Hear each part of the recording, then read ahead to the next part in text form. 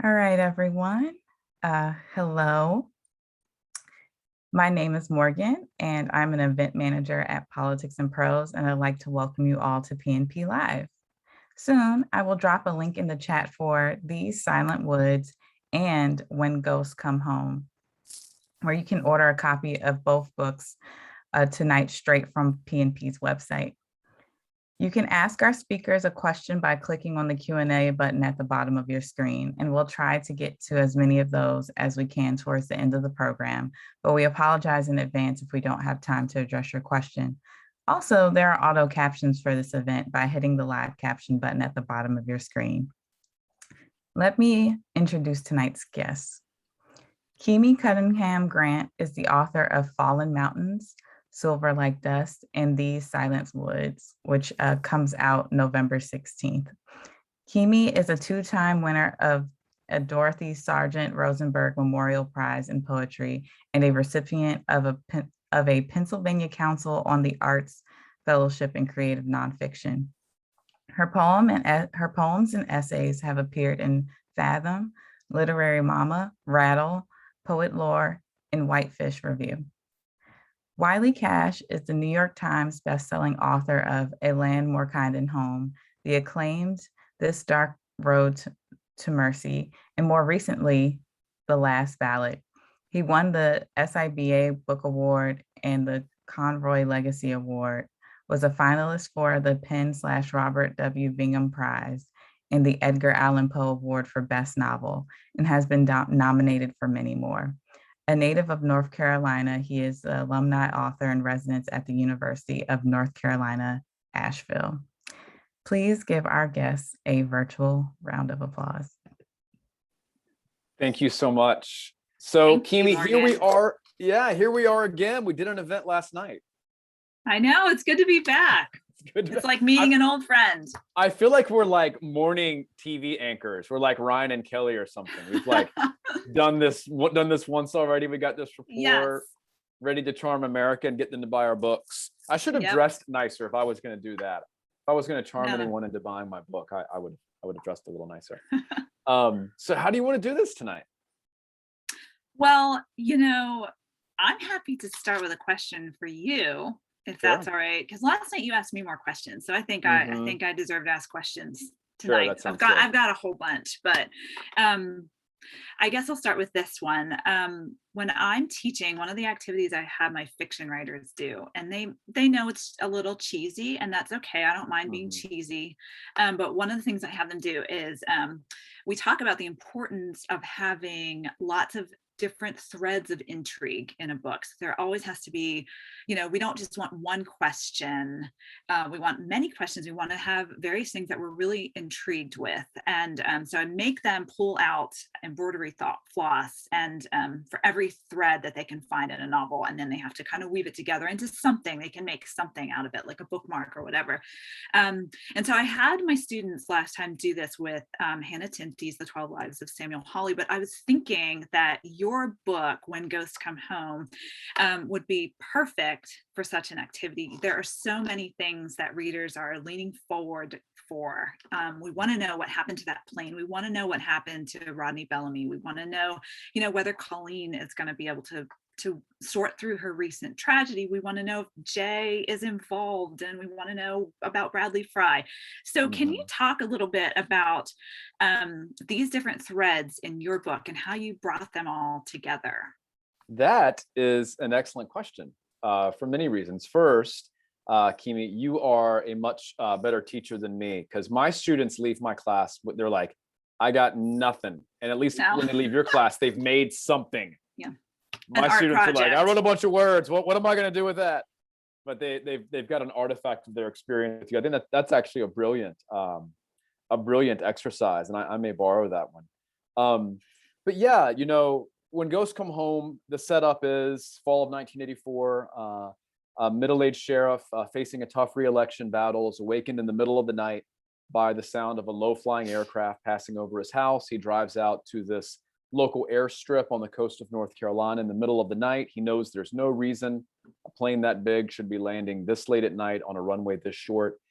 And he finds an abandoned DC-3. It's crash landed. It's an enormous aircraft, much too large for this airport. There is nothing inside of it. Later, they will not be able to recover any fingerprints from the inside of the aircraft.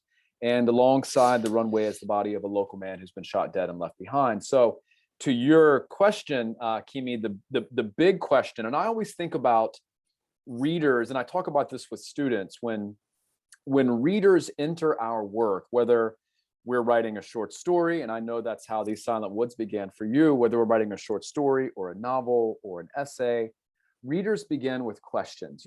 Who are these people? Why should I care? Where is this set? What is the era? What is the season?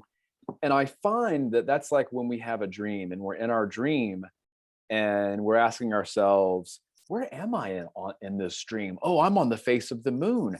Does that mean I can fly? Oh, I can fly, right? But if you start asking too many questions, you wake up. You wake up from the dream. And I want my fiction to feel like a dream that the reader can enter and not have to ask that many questions about era, about region, about location, about those kinds of things. But I do want them to ask questions that are more baked into the plot or into the character evolution. And you cited some of those things. Where did this aircraft come from? The initial question is, what does the sheriff think he heard? And they only have to wait just a few pages to get that question answered. Who killed this local man? What is the involvement in the local community?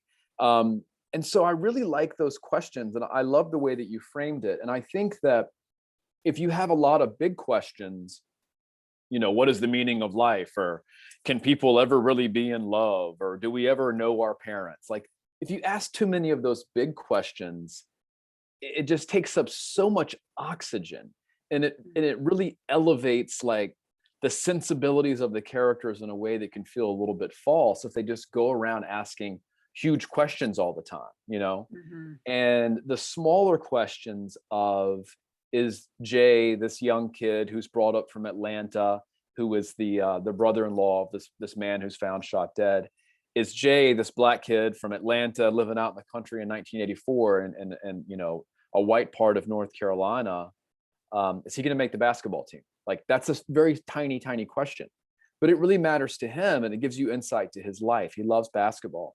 But there's also larger questions. You mentioned Colleen, the sheriff's daughter, has fled back to her parents' house because she's nurturing this tragedy in her life. And is her marriage going to survive? Like, that's a big, weighty question. And is Jay going to make the basketball team is a small question. But to Jay, that question might mean as much as Colleen's question of, is my marriage going to survive? And so there's questions that I don't want the reader to ask. Where am I? What's the era? What's the weather? I never want the reader to ask, what are the stakes? I want the reader to perceive that and to know that. So there's questions I don't want them to ask, but there's questions I want them to ask that are so baked in that the reader understands those questions are going to be answered. Do you think about that? I mean, I've never been asked that question about questions, but is that something you were talking about? Like, talk about the summary of These Silent Woods, and talk about the questions that you were trying to get the reader to ask when they were reading. Well, I do tend to start with characters or the story. I think what you were saying, I don't want to put words in your mouth, but I tell my students when we're reading fiction, we don't want to feel conscious that we're, that there's an author, that the best fiction, when we're reading the best fiction, there is no author. Like, the author disappears because the characters are so real to us and the story feels so real and the questions feel so real to us that we want to know, and we don't think, we want to forget, we want to have that illusion that the writer didn't take a really long time thinking about all these different moving parts to piece together and spend years crafting it. We want that author to disappear. I think that's sort of what you were insinuating when you were talking about you don't want them to feel, they don't want them to ask too many questions, and there are certain questions that you don't want them to be asking.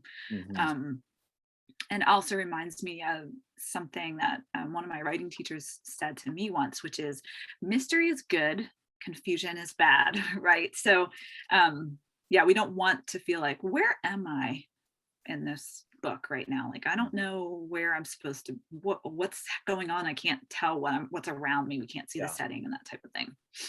Yeah, and I think sometimes, young writers, what level of student do you work with most common?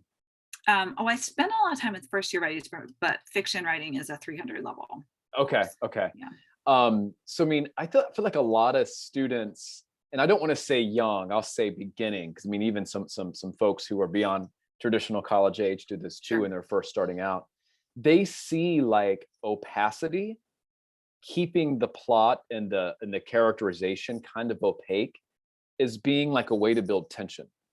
And I tell them that just frustrates the reader. So what the advice that one of your teachers gave you is perfect, So tell us about these Silent Woods.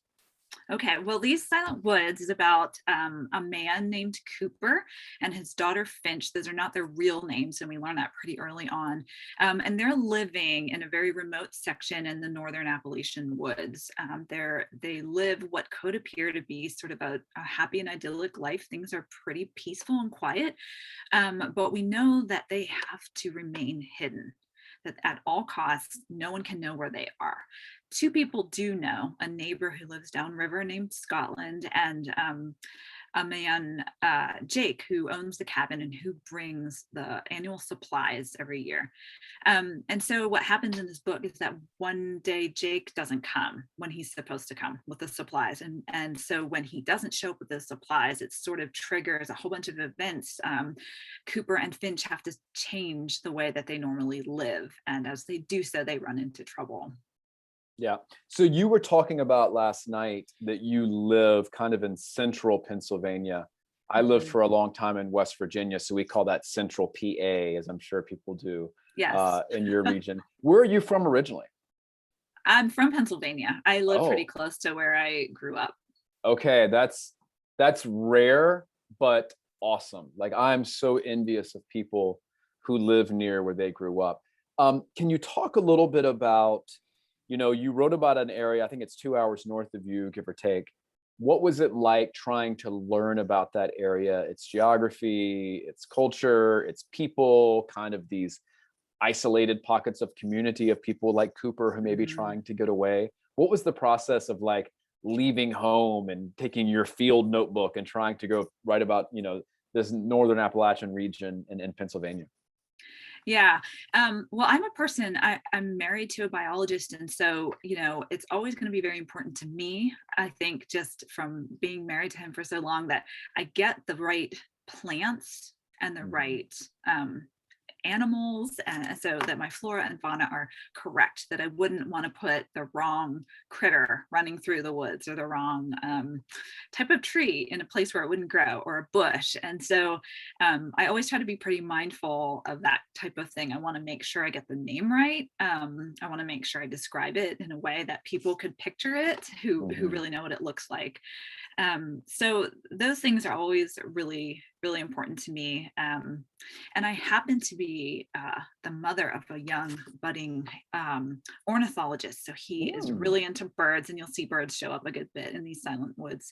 And so he is always, he can hear sounds and say, oh, that's a pileated woodpecker, and he'll know the sounds. And so I want everything to feel authentic to a place when I'm writing. That's important How to old me. is he? 11. That's amazing. We have a lot of birds. I live on the coast of North Carolina, in Wilmington, North Carolina, and we have a lot of birds, shorebirds, cardinals, blue jays, and I envy your son's ability, because that's like one of my great aims, is to be able to like identify bird calls and things like that. I know. I'm jealous. I can't do it nearly as well as he can, because I'm like, that sounds like the same thing, right? It's the same bird, but there's a difference, and he can always hear it. Yeah. So can you talk a little bit about, and I'll ask myself this question, but I want to ask you first. Can you talk about having kids and writing about kids? Well, I do spend so much time with my kids. They're homeschooled, so they're here all the time. We are outside a lot because, first of all, I love being outside, and it's really where I feel most alive. But also because I can't handle having them rip around the house all the time. So we're just outside a lot. They're very energetic and vibrant and boisterous, which I think most kids are. Sure. Yeah. So, I think that their influence in my writing is undeniable. I mean, especially in this book, I started writing it when my older son was 8, and it's coming out now when my younger son is 8. And so there have been times when sort of late into writing, the book had already sold and I was revising, and we'll be walking and I'll say, what would you do if you saw someone getting hurt that you wanted? What would you do if you saw a stranger getting hurt? And I'm always really curious to see what they're gonna say to that. So yeah, I think they influence my work a good bit. My new work that I'm working on does not really have kids in it, but they definitely had a big hand in these Silent Woods. Do you find it hard to write about children, especially like children in peril or children under threat after having kids? I do. I don't read things with children in peril generally either. It's too upsetting. And so, yeah, there have been books that I've started, I won't name them, but I love the way the writer writes.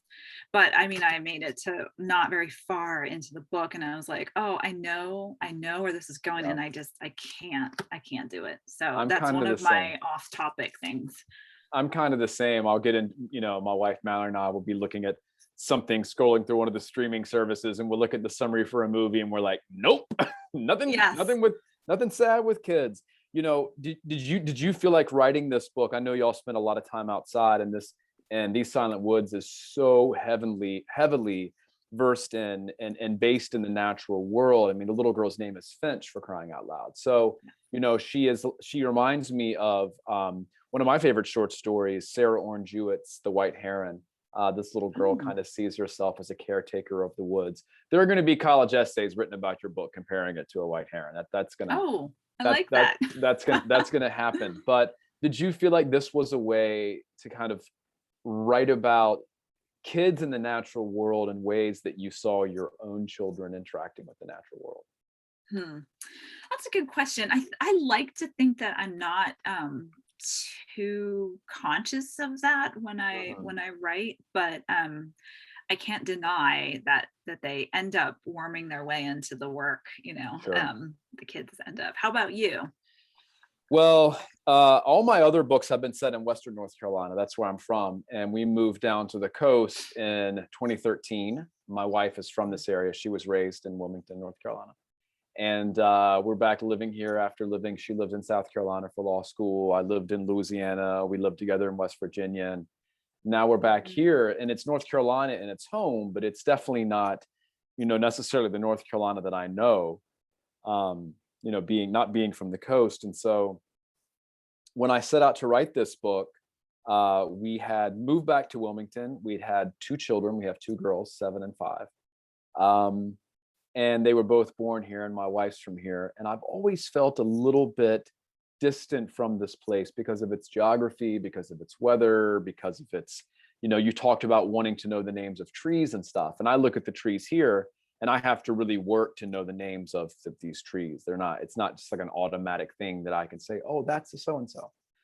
And so writing this book for me was a way to really immerse myself in kind of the cultural history of Eastern North Carolina, especially here on the coast, but also the geography, kind of the movement of life, especially in the 1980s. And so writing this was a way to kind of know this place that my children are just going to know because they're of it. They're just going to know it in a way that I never will because they're born from it. And I really think that, Ron Rash, who blurbed your book, he gave your book a wonderful blurb. He says that landscape is destiny, that where you are born influences the rest of your life, the arc of your life, perhaps. And that's been true for me. And I think it probably will be true of my kids. And I've always kind of had this secret fear that there's going to come a time in our lives where they're going to see the world one way and I'm going to see the world another way based on where we're from. And I thought, well, what can I do to ward that off for as long as possible? So I wrote a book, When Ghosts Come Home, set in Eastern North Carolina. And it's got a strong storyline, a through line of fathers and daughters, and a father who the sheriff, Winston Barnes, he's 63 years old. He would do anything for his daughter, Colleen. But they're of different generations. It's the mid 1980s. The ways in which that Winston knows to express love and support might not be as fluid and natural as maybe I express love and support in 2021. Sure.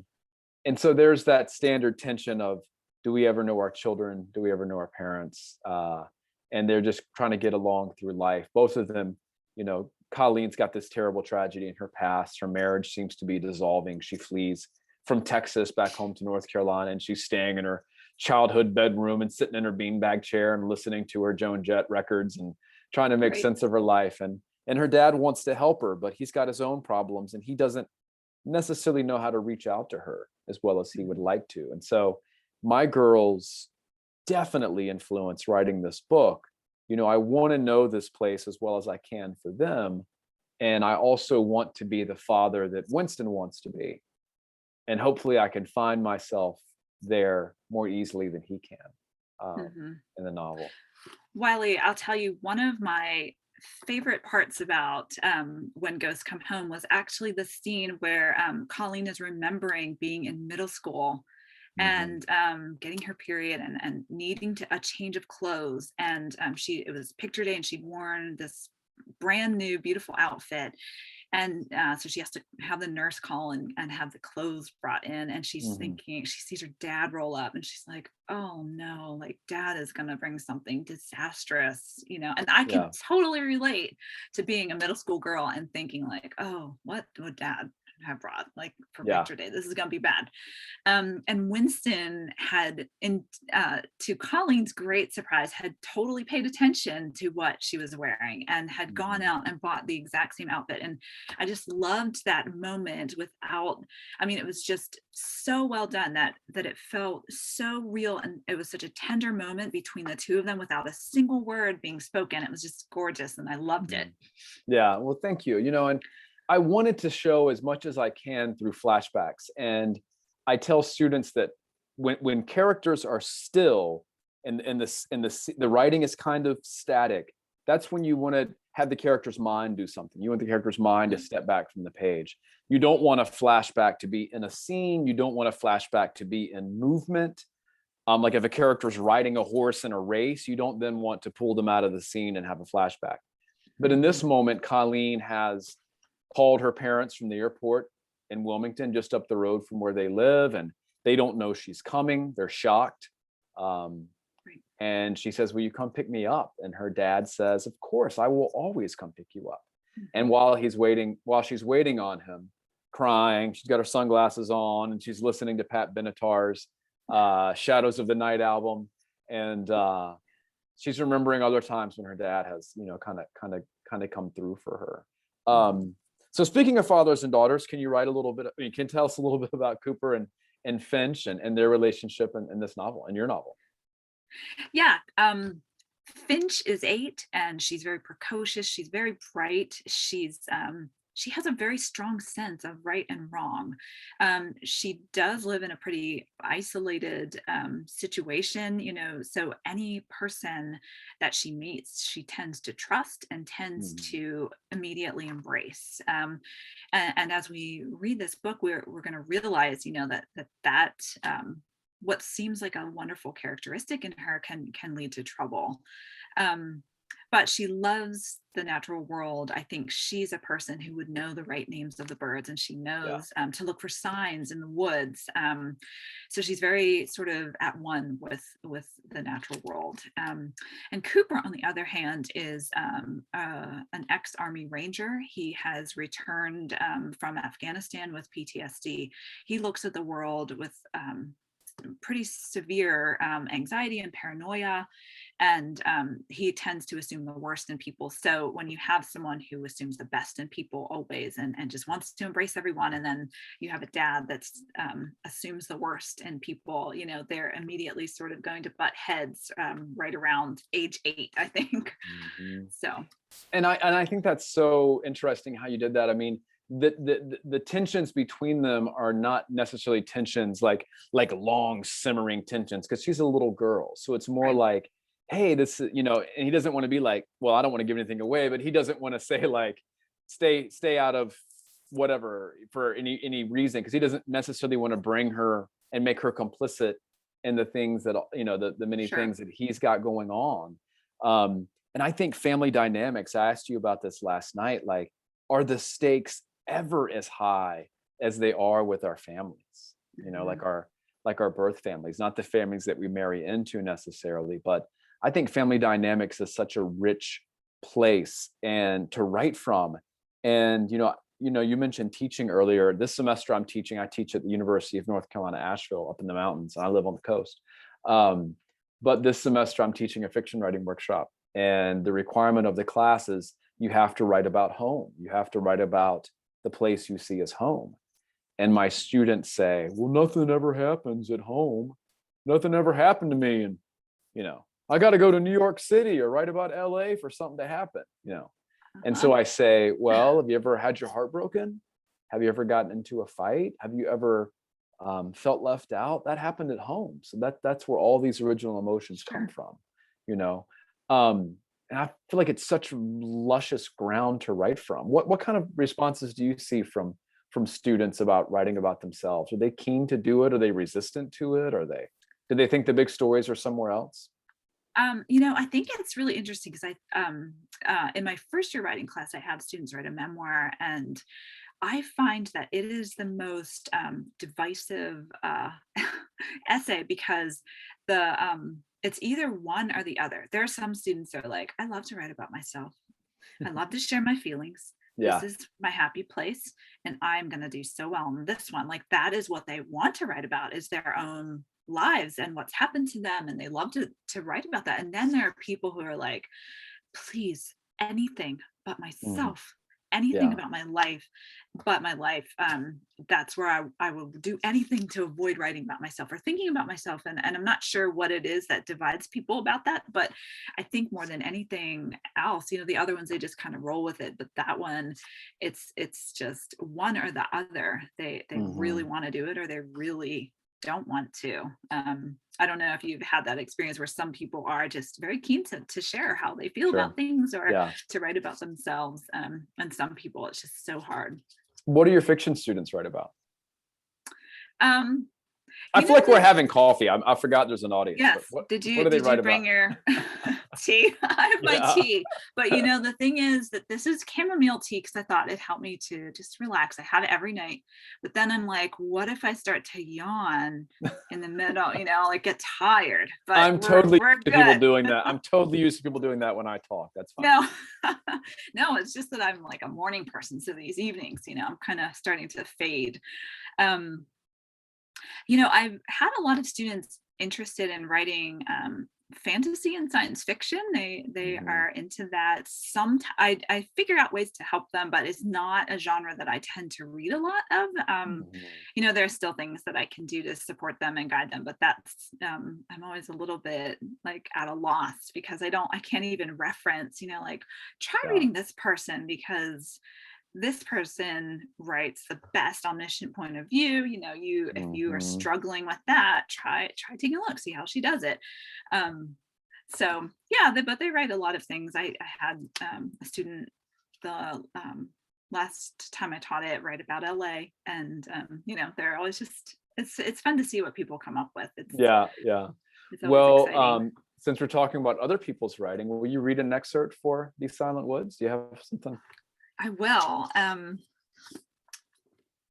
So I'm going to read actually from chapter 2, and sometimes I read from the very opening pages of the book, but I decided to read a short piece from chapter 2.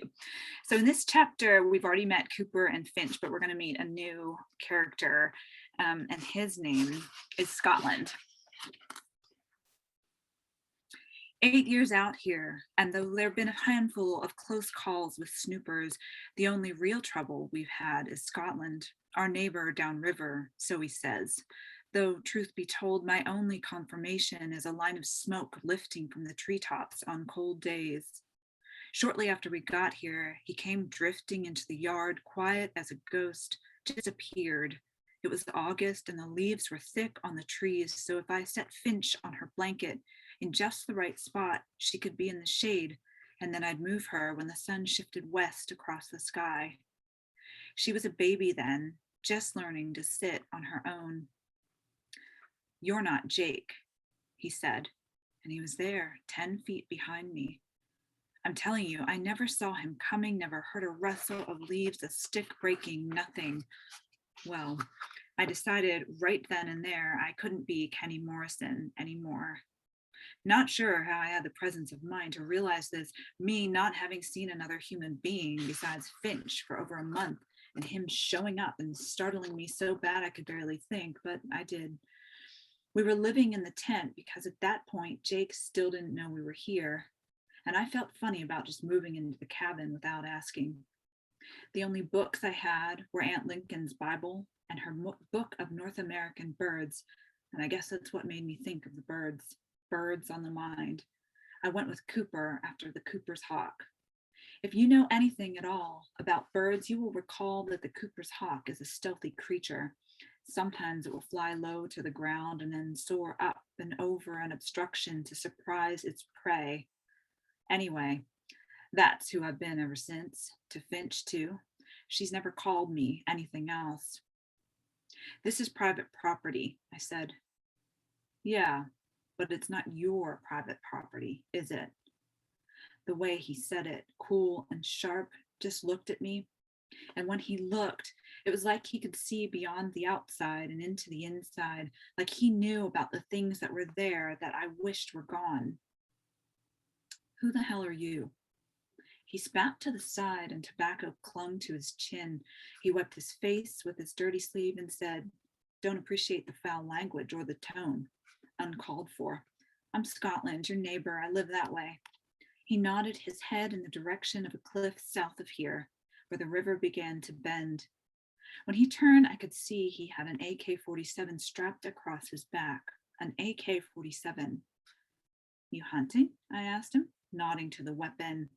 I figured I'll play dumb, like I don't recognize what kind of weapon it is, make him think I'm just a stupid camper out here in the woods. But what I was really thinking is, what does he need an automatic weapon for? And why is he here? And what would I do if things turned ugly? And the answer, I realized, was anything. I had no limitations, no lines I wouldn't cross, because hadn't I already crossed all the lines I could think of? The thing is, once you've crossed, once you've done almost everything you ever said you wouldn't do, you also lose your sense of assurance that you won't do those things again.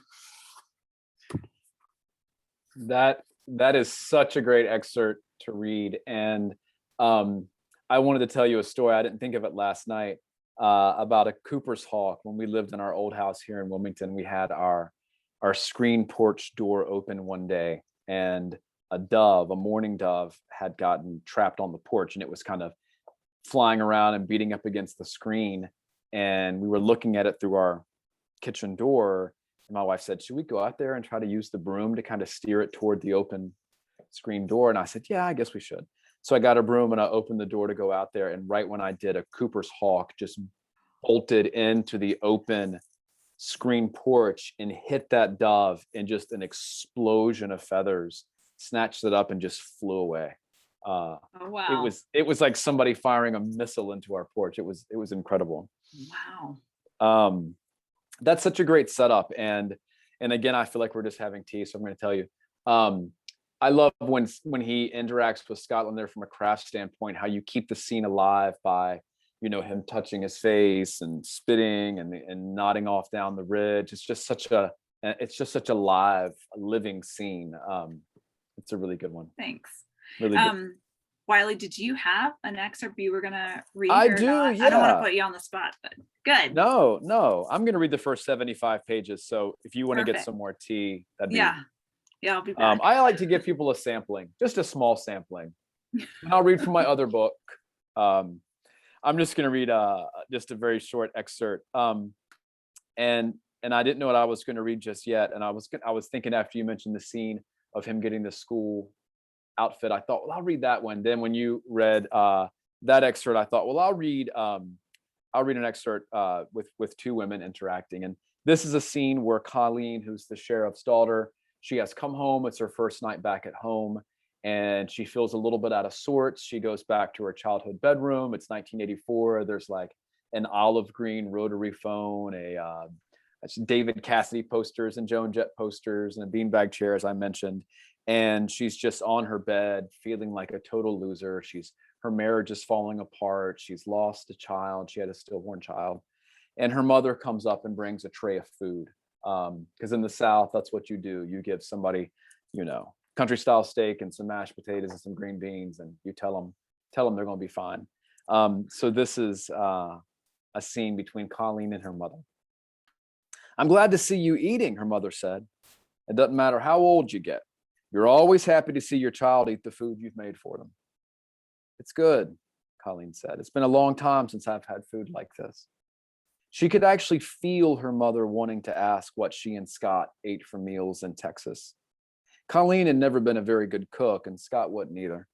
She would have been ashamed to tell her mother that they made heated up, full-covered TV dinners in the oven or went out for dinner on nights when Scott didn't work too late.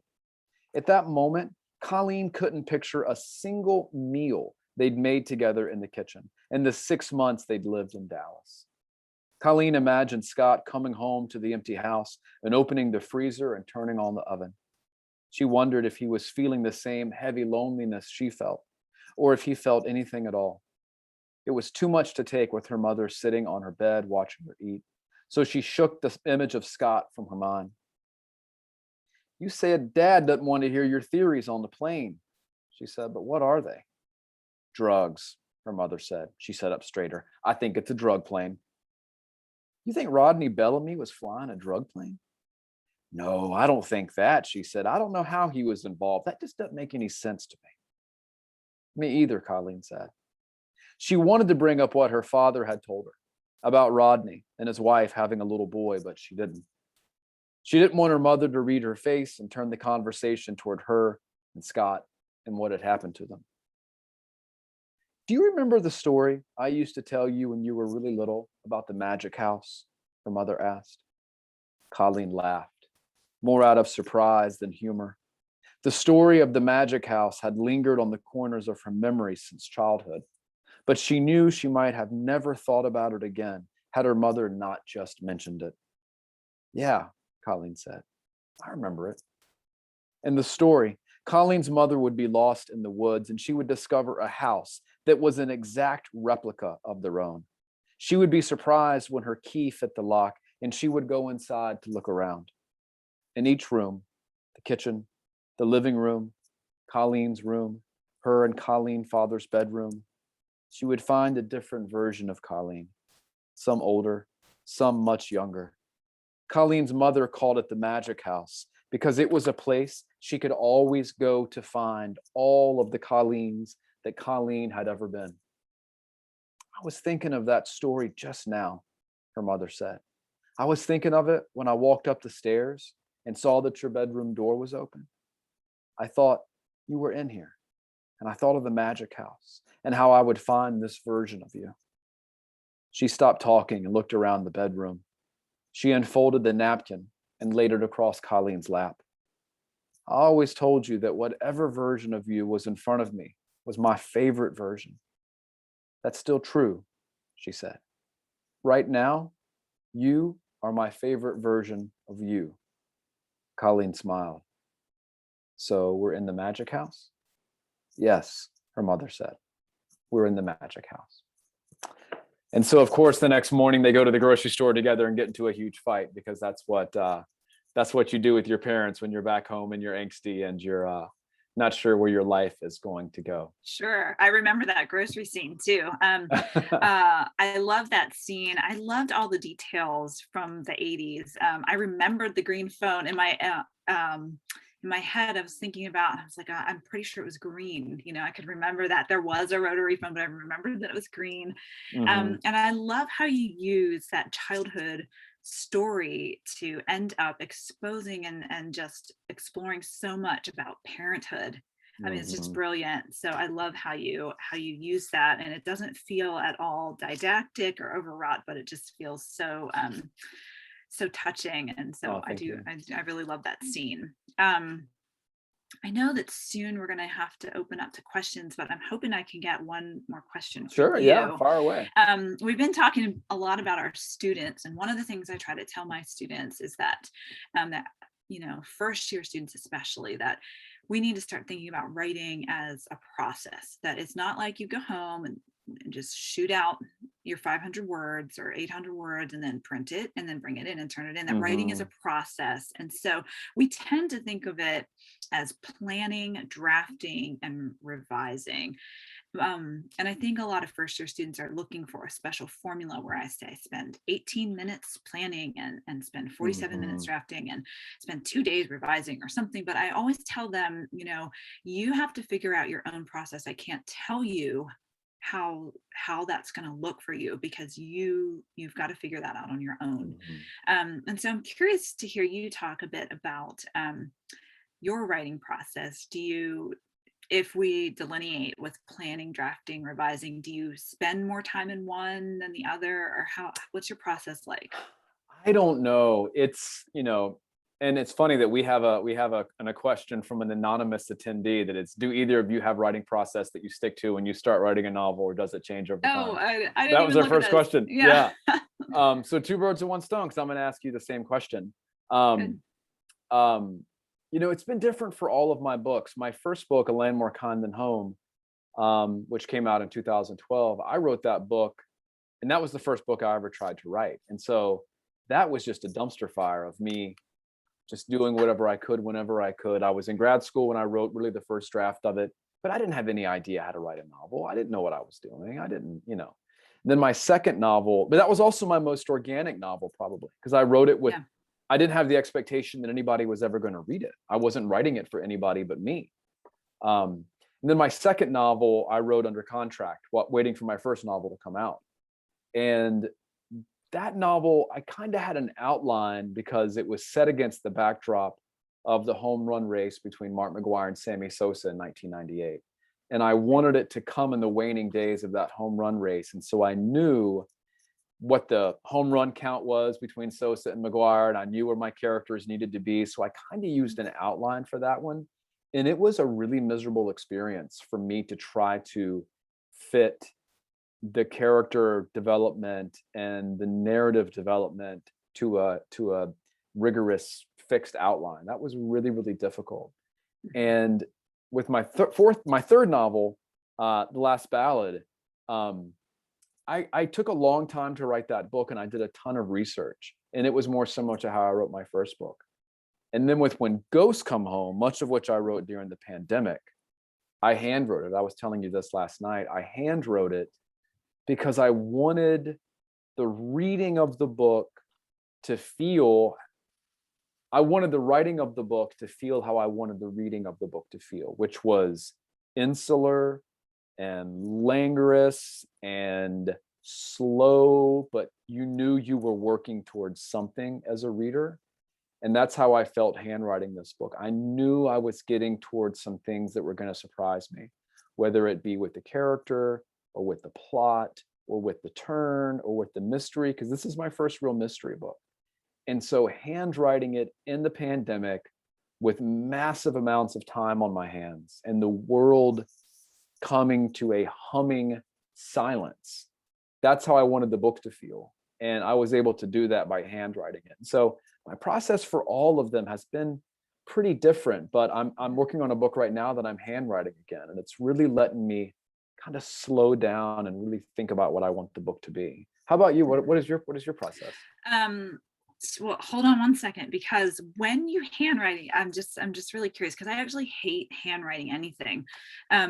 So when you handwrite, do you like perfect the sentence in your head and then write it, or do you write it and like kind of double space it and cross out and scribble, or what's? I write, and I write with a pencil, so I like write and erase and write in the margins and all of this stuff. I do it because I can type. I don't type correctly with the correct, finger placement, but I can type quickly, and I can type faster than I can think. And when I'm in the throes of writing, and you've you sense that the book needs 100,000 words and you've got 8 and you're just like, oh, I'm never going to finish this book. And you're typing away and your hands can move faster than your brain. That is a terrible feeling when you're working as hard as you can and your hands are waiting for your brain to think something interesting. And they're just like hovering above the keys, looking at the blinking cursor, and you think, Yeah. I'm never going to finish this book. This white screen is too blank for me to ever put letters and words on it. But when I handwrite, I can think faster than I can write. And so my hand is always trying to catch up to my brain. And it's just this wonderful, it's like I'm in a race and somebody's like driving alongside the car, putting gas into it. So I never have to stop to get gas. And it's just this wonderful, it's like this wonderful, fulfilling feeling. And it's frantic, and I erase a lot, and I scratch out, and I write in the margins, and I draw arrows. And it's not like a postmodern painting of street art or anything, but it's legible. I can read it and I can make sense of it. But then I have to go back, as I was telling you last night, then I have to type it. And I think, why did I handwrite this? I probably could have typed this if I'd wanted to. But that also allows me to kind of edit it for the first real edit while I'm putting it on the page. And I kind of read the novel out loud to myself while I'm typing it, while reading my handwriting. So it's kind of interesting. But what about you before we run out of time? Also, congrats, because I think A Land More Kind Than Home just went into its 20th printing. It did, yeah. Is that right? Congratulations. Found out a couple of days ago. Thank you. How exciting. Well, they only printed 2 copies for the first 19. No, no way. I tend to, as I was telling you last night, we talked about this a bit. I do tend to be, I spend a ton of time in that revision process. I also tend to resist the outline. I do eventually end up sketching out my plan, because I get, 100 pages in and I'm kind of like, well, did I already write this? Or like, does this character know this? I need to get organized at some point. But it does feel more fun for me to just write without too many details hard and fast yet. So I tend to have 2 documents open. I call it the cut document, but I want to think about it as a resource document. I think you were saying that you have a friend that looks at it that way, that stuff that ends up getting out of the actual manuscript, that it's just there in a separate document, and I cut and paste, and my books tend to not be very linear, and so I'll write a scene maybe when I really can picture it very vividly, and so I'll write that scene even though I know it doesn't come yet, and then I'll just plop it in when I figure out where to put it. And sometimes those scenes don't make it into the final draft. There are many pages that don't end up making it into that real draft. But I was so grateful to hear you say that your first novel was very messy writing it. I felt that about my first novel too. I was having a good time writing it, but it was just such a disaster. And it took me like so many years to sort of get back on track and to figure out how to sort it together. So yeah. But you did, and you did it well. Yeah. Got it. And I think that everybody's going to love reading this book, and they will be able to get it in 2 weeks from yesterday, right? November 16th. Yep. Yeah. I'm excited. Well, congratulations. And Kimi, thank you for doing this with me 2 nights in a row. I know. This was wonderful. Thank you so much, Wiley. Of course. Yeah. Before you all go, since we have a little bit more time, we'd love if you would share with the audience what you all are reading right now. Kimi, you want to go ahead? I am reading The Guide by Peter Heller right now. I'm reading a lot of books I'm writing another novel set here on the coast of North Carolina. It's set in 2018. And I am reading primarily nonfiction books about global warming, about the Cape Fear River, about rising seas. So nothing super, super hopeful. I just completed an audiobook of the love songs of W.E.B. Du Bois, which is a Oh, breathtakingly beautiful, expansive novel. It gave me some great ideas to consider in my own work, but that's one of the most recent, really breathtaking novels that I've read. I mentioned my friend Jason Mott's novel, Hell of a Book, last night. Trying to think of some other novels. I've just been reading so much nonfiction lately that I'm even listening to your son, Kimi. I'm listening to a book about bird migrations, a nonfiction book about bird migrations when I do my traveling. So I'm doing a lot of nonfiction. Yeah. well, thank you. Thank you both for being here. Wiley, it's great getting to do another event with you. Kimi, thank you for being here as well. We hope that in the future you also return to Politics and Prose and that it can be in person. Sure. Yeah.